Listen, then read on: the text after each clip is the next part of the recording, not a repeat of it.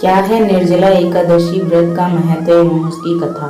आज 31 मई बुधवार को निर्जला एकादशी व्रत है। आज विष्णु पूजा के समय निर्जला एकादशी व्रत कथा को सुनते हैं।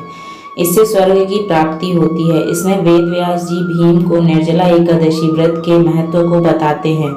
आज जानते हैं निर्जला एकादशी व्रत कथा के बारे में। आज 31 मई बुधवार को निर्जला एकादशी व्रत है। इस दिन बिना अन्न और जल को ग्रहण किए व्रत रखते हैं और भगवान विष्णु की विधि विधान से पूजा करते हैं।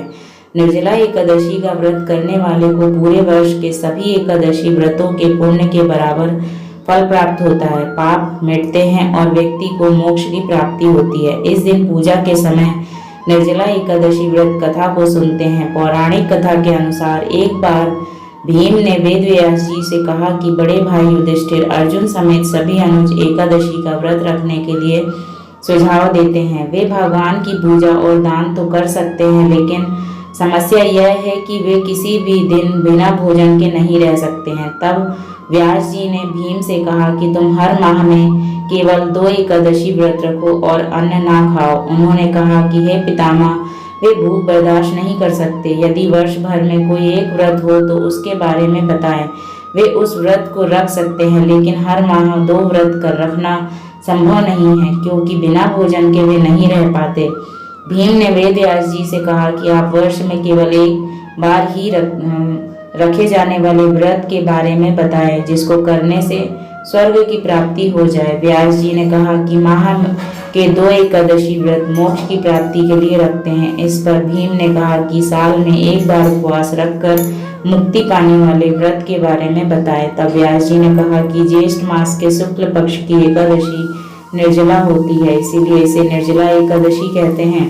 तुम निर्जला एकादशी का व्रत रखो। इस व्रत में जल का ग्रहण करना वर्जित है, भोजन करना भी मना है। यदि तुम निर्जला एकादशी के सूर्योदय से लेकर द्वादशी के सूर्योदय तक निर्जला व्रत रहते हो तो साल भर के सभी एकादशी व्रतों का पुण्य फल प्राप्त हो सकता है। व्यास जी ने कहा कि निर्जला एकादशी के बारे में भगवान ने उनको बताया था। इस एकादशी व्रत का फल सभी तीर्थ और दान से भी अधिक है।